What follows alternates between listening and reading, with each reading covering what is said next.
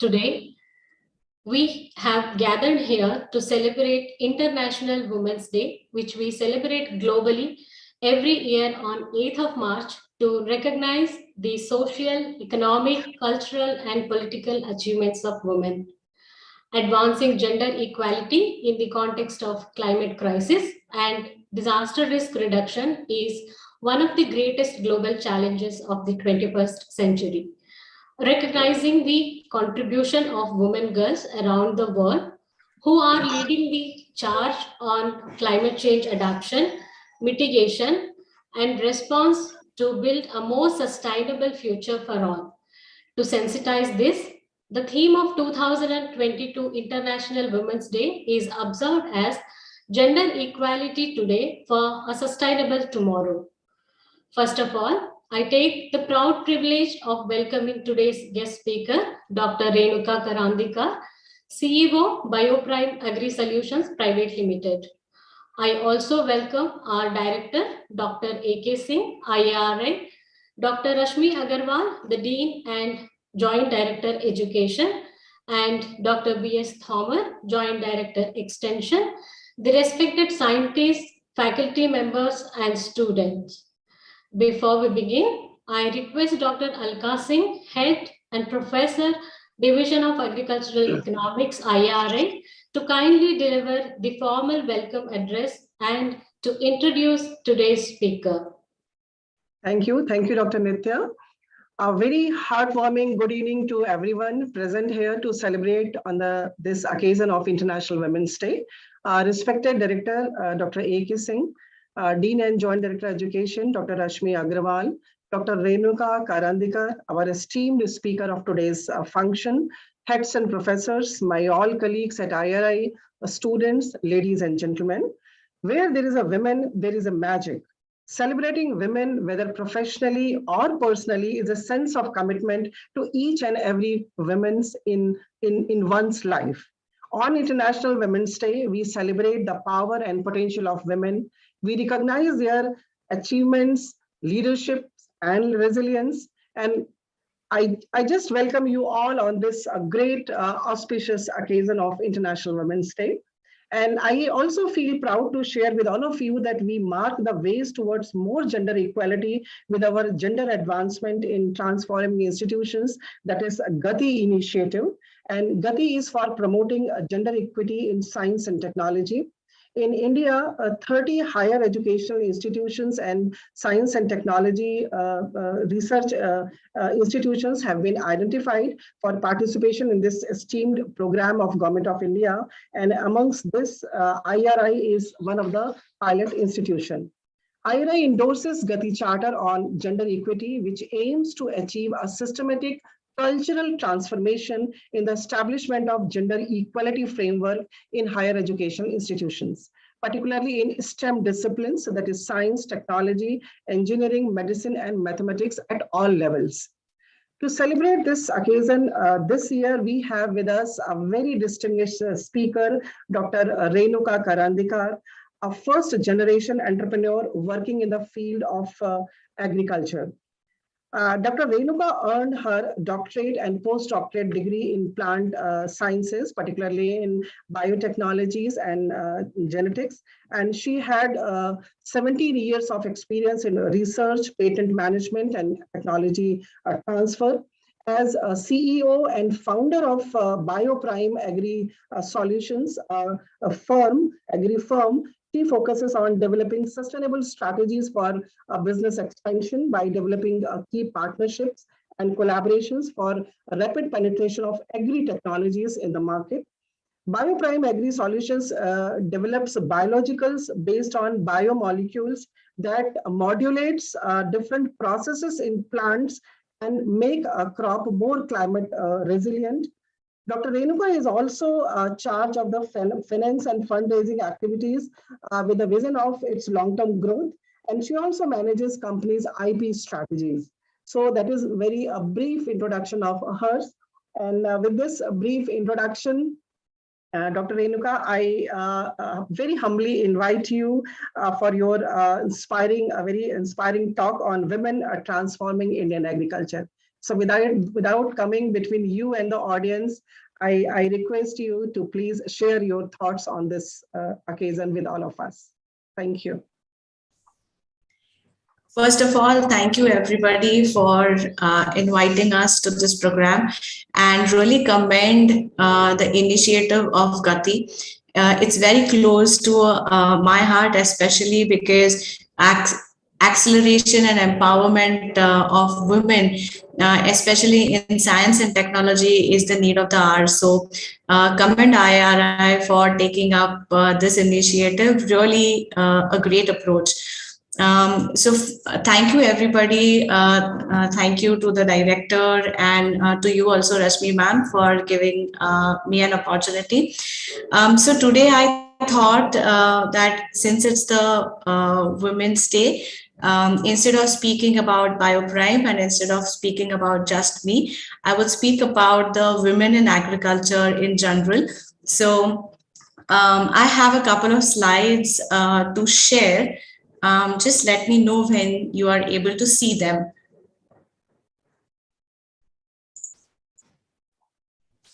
Are you able to see my presentation? Yes, Dr. Renuka, we are just. All right, thank you. Thank you so much. So today, on the occasion of Women's Day, I thought I would start by speaking about the invisible workforce that we see in agriculture. That is the women traditionally working in agriculture. So when we think about women in agriculture, we're often, the picture that comes in front of our eyes is of workers, is of people who are women who are toiling in the fields as laborers. And that is the fair representation of what we see throughout the country. However, when we look at the statistics, we see that almost 85% of the rural women population depend on agriculture for their livelihoods. And in stark contrast, they own only 15% of the land. So only 15% of the women are actually working in the land that they hold, while as 85% are working as laborers. And when we look at the cultivators, that is women who are actually growing a crop for their own consumption or for commercial, that percentage is just about 45% of the total farmers that we see. Which is actually very encouraging because generally we think that the percentage would be very, very low. So this is actually a very emerging trend that we see and very encouraging. And 35% of these women are working as laborers. When we look at how do we empower these kind of women, we often see a couple of roadblocks. One is the lack of education. The perception around women in agriculture generally that they will not be able to contribute towards anything more meaningful than being just laborers, and the trust in their capacity in general. So capacity to lead, capacity to manage, capacity to actually take a successful crop. All these things come out as roadblocks towards ensuring that we see more and more women farmers, women leaders in FPOs. So when I talk about this category of women engagement in agriculture, I'm talking about farmers who are women. I'm talking about FPOs where women can be the leaders. I'm talking about aggregators where they are aggregating the produce or processing the produce and then taking it to the market. And this is an area where largely the women population is dominating. What we want to do, or what we would love to see, is, have a little bit of more empowerment of the women in this area, and a little bit of hand-holding, a little bit of skilling, a little bit of education will go a long way towards ensuring that these women see better opportunities. Besides the traditional women that we saw in agriculture, the question that now comes to our mind is, but where are the women leaders in agriculture? Where are the women CEOs? Where are the women leaders in bigger corporates, bigger agri input industries, bigger seed industries. And when we ask ourselves that question, we see that unfortunately that percentage is very, very small. And when I was thinking about this, I thought that why not then, speak to the women founders in my own circle and understand from them that what are the challenges, what have been their stories, and maybe from those stories we will be able to understand what is it that we can do better, what is it that can be done to encourage more women in this agri technology. Each of these four women are, besides being very good friends of mine, are women who are very inspirational. All of them have companies that are working in agri technology. They have developed technology aspects where generally we do not see a very large representation of women. In Godam, Kalyani is developing sensors for storages of onions. So actually infrastructure, storage, warehousing kind of an approach where actually we see a lot of men dominating. In Bharat Agri, Sai Gole is developing analytics for crop advisory. So it's a software a game where again we see a lot of men dominating. Aquaculture, we have Jyotirmay who's working in Aqua Connect, ensuring that all the fishermen are aggregated and get market access. And similarly, in Proximal, Rajul is developing sensors. And mind you, these are sensors that are developed in India. So it's not an assembly that is made from outside. It are sensors that are developed completely in the country. All of these technologies are completely Indian, and that's why I decided to focus on them. All of these women have been co-founders, have built their companies ground up. And so I thought that for today's talk, why not focus on them and ask them what their journeys have been and where they have, faced any roadblocks. And a common theme that emerged was, and surprisingly, like I said, for the women farmers, women growers, or even women laborers, even in an educated or even in a more advanced scenario of technology, there is still a lack of trust and ability. So there's a lack of trust that women will be able to develop these kind of technologies, will be able to execute these kind of projects and scale them. And a little bit of it also goes towards not having enabling environment, at least in the beginning. So in the beginning, we did not have a lot of ecosystems that we have now, like IRIS cohort is there. BIRAC has made special efforts for encouraging women in life sciences. DST, DBT have made special systems or special, projects that they have put in place. And so has Niti Aayog through AIM and a lot of these AIM incubators. So now that these environments are, or these enabling ecosystems are coming into place, we are seeing a lot of women actually take, these challenges ahead. So I think some change has already started. Some positive things are already coming on the ground. We see a lot of, men investors. We don't see a lot of women investors. So as there is a disparity in women entrepreneurs, there is a gender disparity in investors as well.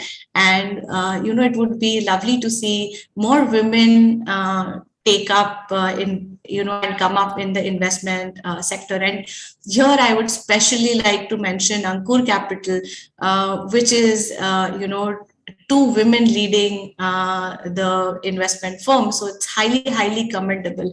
And it's so inspirational and encouraging for entrepreneurs like us to see that.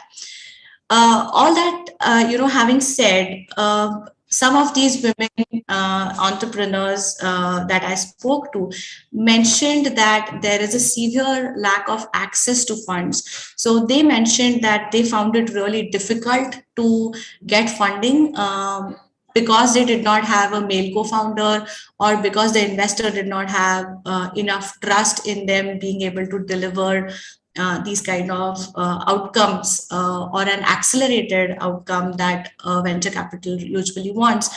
And this, I think, remains one of the huge bottlenecks. And the second and the last point I would like to make here is the disproportionate access to mentorship. So unfortunately, mentorship still and investment still is like a big boys club, where you don't have many women who are mentoring women in agriculture.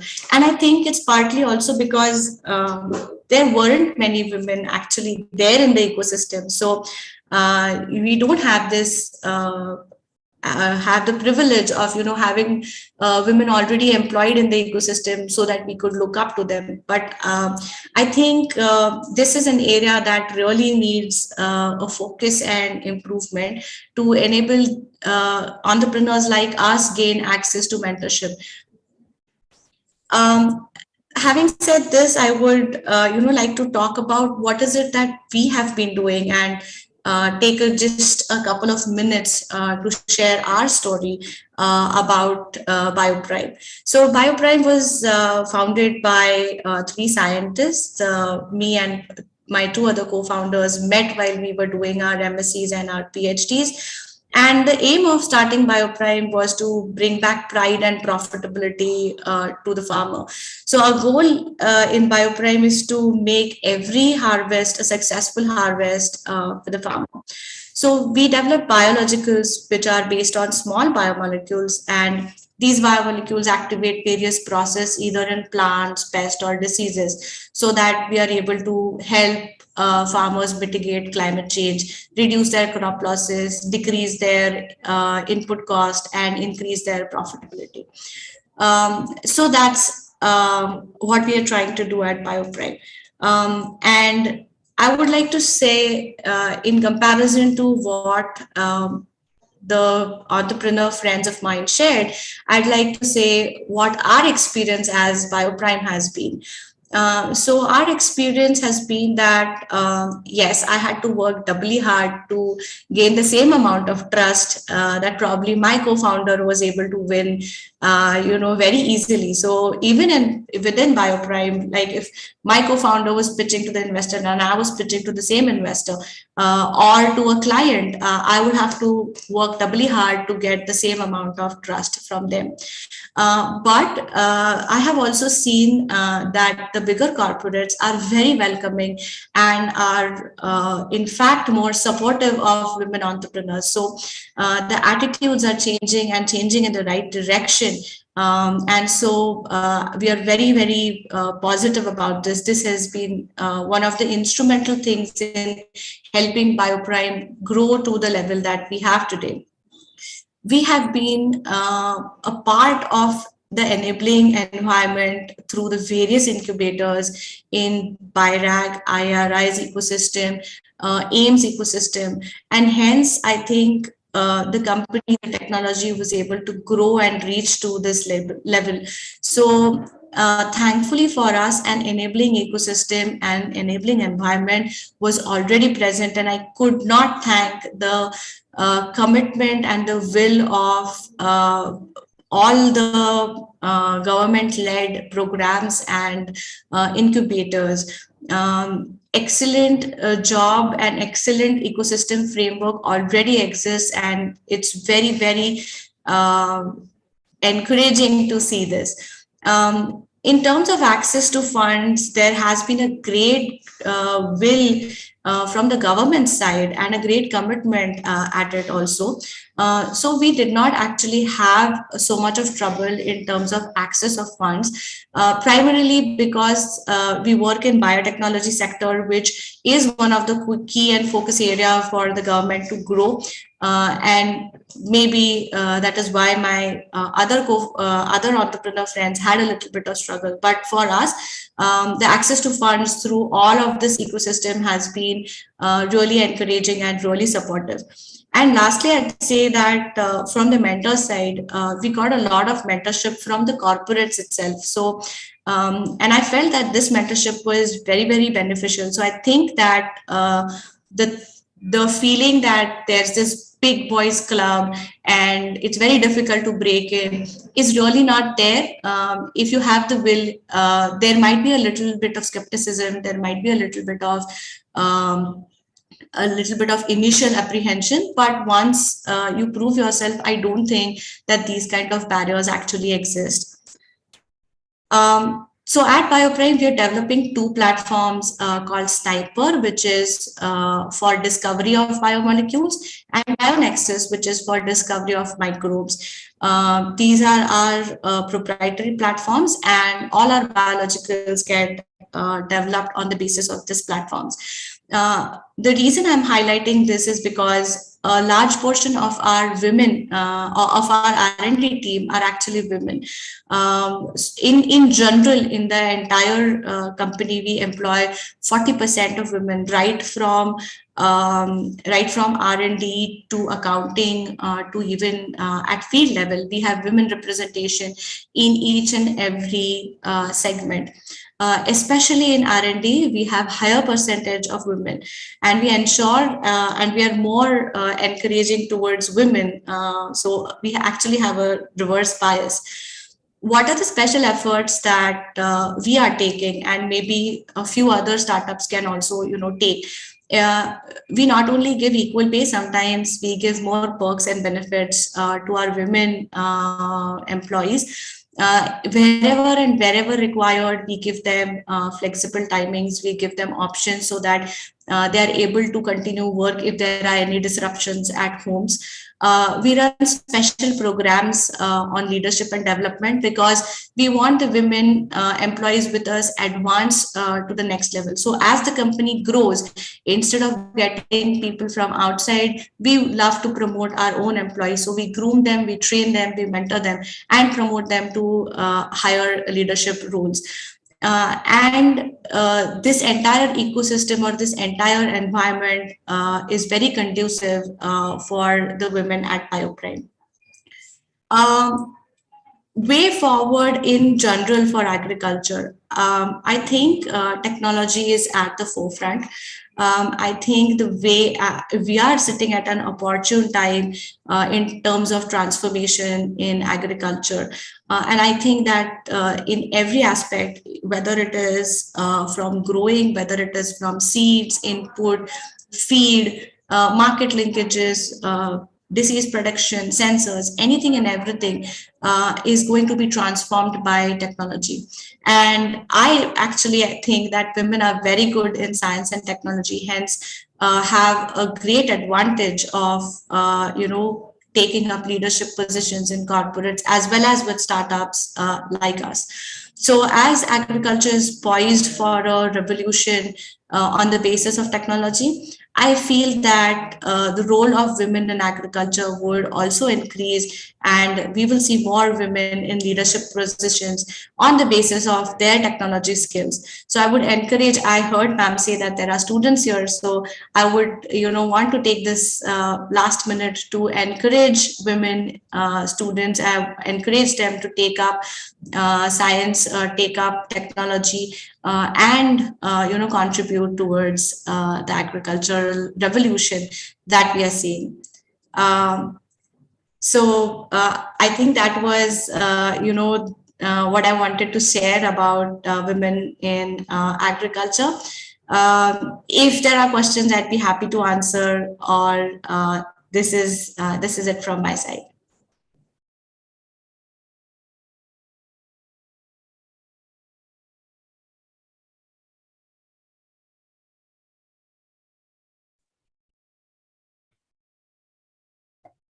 It's me. Thank you, Dr. Renuka. Nitishri. Yes, ma'am. Thank you so much, ma'am, for the wonderful lecture and bringing the practical insights, particularly invisible workforce and their roadblocks pertinent to women and their leadership role. With this, I request our Dean, ma'am, Dr. Rashmi Agarwal, to say a few words, ma'am. Okay, thank you, Nitishri. Before we invite our Honorable Director for his remarks on this very important International Women's Day, I just would like to, first of all, convey my best wishes to all the women scientists and women force at IRI, and also all the girl students who are studying higher education at IRI. So thank you, Renuka ji, for giving a very brief and wonderful talk, highlighting some of the very key issues. You started with the women in agriculture as a labor, and then you said that 45% of them are cultivators. So there is a lot of scope to improve when women are at cultivator point of view, that they can be empowered with skill development and educating them. So they are one of the important workforce. And the other part of your talk was like the some of the lacks in ecosystems. So some points which you highlighted were really very pertinent. That first important point was a trust in ability of a woman. So definitely you said that, and you also mentioned your experience that you really had to work doubly hard to build in that trust. So another like an enabling environment, and women lacking some of the women investors. We see a lot of men investors in such fields, but women investors are definitely few. And then the last part of your talk was about your company and what you are doing. So that was a wonderful talk, and I'm so thankful to you. So I would like to have our, because our director is leading such a premier institute, and we have a zonal technology management unit also under him, and there are a lot of agri innovators are there in that unit, and that is also in charge is our women scientist, Dr. Neeru Bhushan. So sir, we would like to take your motivational remarks on this International Women's Day, sir.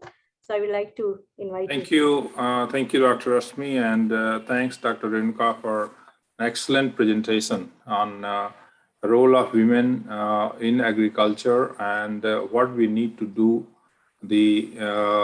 for the promotion of women's role in agriculture and giving its due recognition.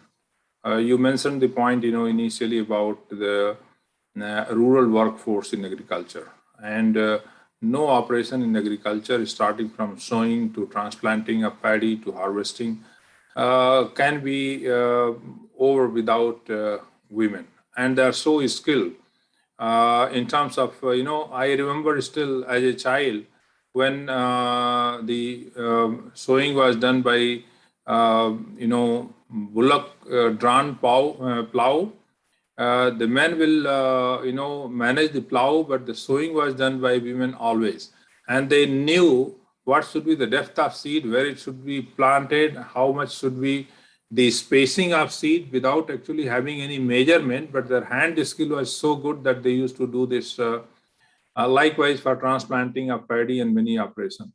Realizing the role of women in agriculture, in fact, the Indian Council of Agriculture Research started a National Research Center on Women in Agriculture. And this center is located in Bhubaneswar, where, the major emphasis is how to innovate technologies which can help aging out the drudgery of farm workers. So that's one side, but when it comes to providing the leadership in agriculture, you very rightly pointed out that there are not so many. There are not many like Usha Zahar or Usha Barwale, who leads the company like Grow Indigo in India, and that's one of the major player in this field. We need to have many more. Now, how that will happen? If we look at the proportion of girls students, if you go to, say, for example, states like Kerala Agriculture University, almost it will be 60-40, 60% girls and 40% boys, or 50-50. So at that level, the number is very high. But somehow, when it comes to higher education level and contribution in research development, there some bottleneck happens, and that is something that has to be critically analyzed and seen. We have at IRI, for example, our total 562 faculty members. The women faculty is 224. So that's almost 50-50 at IRI. And they are playing very important role. Many of the divisions at IRI, out of say 22, 23 divisions, 6 divisions are headed by women heads of the division. So, there are many innovators who have come forward. The mention was made about Zonal Technology and Business Planning Development Cell Unit, headed by Dr. Neeru Bhushan. And when we have been working on the entrepreneurship development, almost 641 entrepreneurs we have trained, mentored, and financial grant of almost 30 crores provided, and of that, good number are women entrepreneurs. So this is a very positive development. But I think the occasion like this, the International Women's Day, reassures our commitment for recognizing and giving due recognition and importance to women for what they are doing for agriculture. So I would once again like to thank you very much for your precious time and for being with us and giving this wonderful lecture. Thank you very much. Thank you so much, sir, for your remarks. And now we are at the end of the program, and it's the time and the duty to acknowledge each and everyone who contributed to this event to happen. My sincere thanks to our director, Dr. A.K. Singh sir, the Dean ma'am, Dr. Rashmi Agarwal, and Dr. B.S. Thomer, Joint Director Extension, for their continuous guidance and support. On behalf of IRN, we are thankful to Dr. Renuka ma'am for coming today to celebrate this beautiful event with us through sharing her deepest insights of women's role in transforming Indian agriculture. Thank you so much, ma'am. I will fail in my duty if I do not thank enough to Dr. Alka Singh, Head Professor of Division of Agricultural Economics, Dr. Neeru Bhushan, Principal Scientist, ZTM and BPD Unit, and Dr. R. Barman Roy, Principal Scientist, Division of Agricultural Extension, for organizing and facilitating the lecture on this occasion. Thank you very much. I'm so thankful to all the heads, professors, scientists, faculty members, and students of IRI for gracing this occasion. Finally, thank you so much, one and all, for all your cooperation and support. Thank you once again. Thank you. Thank you. Dr. And Dr. Renuka, there is a lot that IRI and your organization can do together. We have a lot of product in biologicals, particularly, for example, our microbiology division has come out with several consortia of bacterial and fungal origin. One of them is Pusa decomposer, which has 7 fungal species, and it helps biodegradation of paddy straw very fast. And this we have upscaled with the help of UPL. Last year we have almost taken it to 5 lakh acres area. Likewise, Pusa Sampurna is another bio fertilizers which has got both all 3 nitrogen, phosphorus, potash uptake, enhancement, efficiency. And these members of the consortia are identified after a lot of studies. The most efficient strains have been picked up. They are going to be key for future farming, particularly when there is so much of focus by the government on organic farming and natural farming. So I think we need to have some time to discuss some of these areas for collaboration, and that would be really wonderful. Yes, sir. I would be, very, very delighted to, speak with you and discuss this and see how we can take it forward. It would be our privilege to understand and speak with your scientists as well. So, I would connect back with the organizers and ask for, a link to you and then connect with you. Thank you so much, sir. Thank you. Thank you. Thank you, Renuka. Yes. Thank you, everybody. Thank you. Thanks a lot, and wish all the women here a very happy Women's Day. Thank you. Thank you, madam. Okay. Bye. Thank you, each one of you, for joining. Thank you, Renuka ji. We will get back to you with your comments. All right. Thank you, ma'am. Bye. Bye-bye.